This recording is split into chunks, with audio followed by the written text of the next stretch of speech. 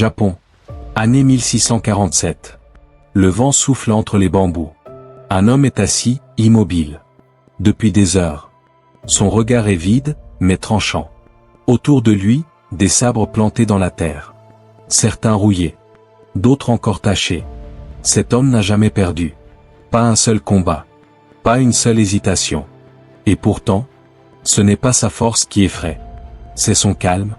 Un jeune apprenti s'approche de lui. Il tremble. « Maître, comment faites-vous pour agir, sans jamais être fatigué ?» L'homme ne répond pas. Il prend une pierre. La pose devant lui. Puis il murmure. « Tu n'es pas fatigué, tu es malade. » Silence. Coupe brutale.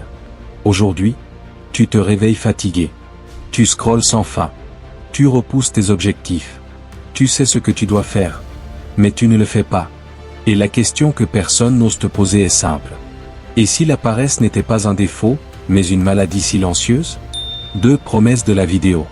Dans cette vidéo, tu vas découvrir 3 choses que peu de gens comprennent. Pourquoi ton cerveau te pousse à ne rien faire, même quand tu veux réussir, le véritable poison invisible qui détruit ton énergie chaque jour, et surtout, la méthode japonaise ancienne qui transforme la paresse en puissance. Mais attention, ce que tu vas entendre aujourd'hui n'est pas confortable, parce que la vérité, c'est que tu n'as jamais appris à utiliser ton énergie. Et c'est là que tout commence. 3 storytelling principales. Le jeune apprenti s'appelait Ren. Il n'était pas faible. Il était juste perdu. Chaque matin, il se levait avec des rêves. Chaque soir, il se couchait avec des regrets. Un jour, il suivit ce maître silencieux. Personne ne connaissait son nom. On l'appelait simplement « celui qui ne gaspille rien ». Ren observa pendant des jours. Le maître marchait lentement, mangeait lentement, parlait rarement. Mais chaque mouvement était précis. Un jour, Ren craqua. « Maître, je veux devenir fort. Je veux réussir. Mais je n'y arrive pas, je suis toujours fatigué. » Le maître le regarda longuement. Puis il posa une question simple. « Combien de fois par jour fais-tu ce que tu dois faire ?» Ren baissa les yeux. « Je ne sais pas. » « Alors commence par compter. » Le lendemain, Ren commença à observer. Chaque distraction, chaque fuite, chaque moment où il choisissait le confort au lieu de l'effort. Et il réalisa quelque chose de terrifiant. Il ne travaillait pas peu, il fuyait constamment. Et c'est là que tout changea. La vérité, c'est que ton cerveau ne veut pas que tu réussisses. Il veut que tu survives. Et aujourd'hui, survivre ne demande plus d'effort. Alors ton cerveau cherche le plaisir rapide. C'est ce qu'on appelle la dopamine. Chaque notification, chaque vidéo, chaque scroll, te donne une récompense instantanée.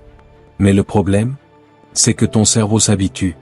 Et plus il s'habitue, plus il devient paresseux. C'est ce qu'on appelle la fatigue décisionnelle. Ton énergie mentale diminue. Ta volonté s'effondre. Et tu crois que tu es paresseux. Mais ce que personne ne te dit, c'est que tu es juste surchargé de fausses récompenses. Les anciens samouraïs n'avaient pas ce problème. Pourquoi? Parce qu'ils vivaient selon une règle simple. Chaque action a un coût. Chaque instant a une valeur. Et c'est exactement ce que la science moderne confirme aujourd'hui. Ton énergie est limitée. Si tu la dépenses mal, tu n'en as plus pour ce qui compte. Le maître donna à Ren un sac. Vide. Remplis-le chaque fois que tu fuis. Chaque jour, Ren ajoutait des pierres invisibles. Et très vite, le sac devint lourd. Le maître expliqua. Voici tes vraies chaînes. Ces pierres, ce sont les tiennes aussi. La recherche d'approbation. Tu fais les choses pour être validé. Pas pour grandir. Et chaque fois que tu attends un regard, tu perds ta direction. La comparaison, tu regardes les autres. Leur succès. Leur vie. Et tu oublies de construire la tienne. Le perfectionnisme. Tu attends le moment parfait. La condition parfaite. Et donc, tu ne commences jamais. La distraction mentale. Ton esprit est partout. Sauf là où il doit être. Et chaque distraction vole ton énergie. Le confort immédiat. Tu choisis le facile. Encore et encore. Et tu entraînes ton cerveau à fuir l'effort. Le maître regarda Ren. Tu crois porter ta fatigue, mais c'est elle qui te porte. Puis un jour, le maître révéla sa méthode. Simple, brutale, efficace. Il l'appelait le rituel des 3 lames. Première lame, agir avant de penser. Ton problème n'est pas le manque de motivation. C'est le surplus de réflexion. Chaque matin, tu agis avant de réfléchir. Pas d'hésitation. Pas d'analyse. Juste une action. Deuxième lame, couper le bruit. Le maître interdisait toute distraction. Pas de stimulation inutile. Pas de fuite. Le silence est une arme. Troisième lame, terminer ce que tu commences. Peu importe la taille. Peu importe la difficulté. Tu finis.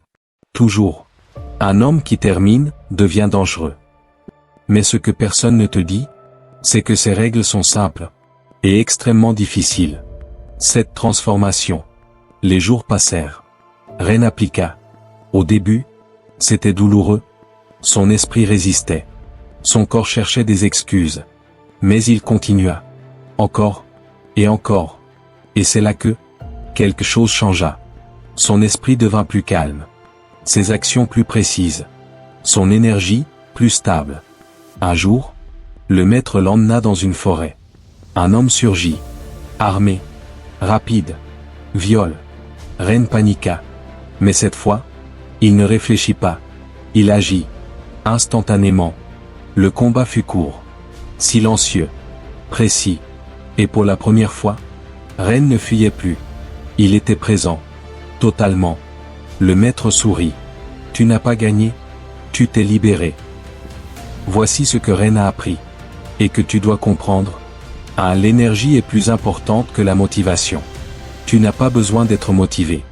Tu as besoin de protéger ton énergie. 2. Chaque distraction est une dette mentale.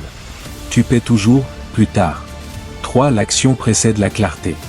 Tu ne comprends pas avant d'agir. Tu comprends en agissant. 4. Le confort est un piège lent. Plus tu le choisis, plus tu deviens faible. 5. La discipline libère. Ce n'est pas une prison. C'est une arme. 6. Tu deviens ce que tu répètes. Chaque jour, tu construis ton identité. 9. Conclusion puissante. Alors maintenant, pose-toi cette question.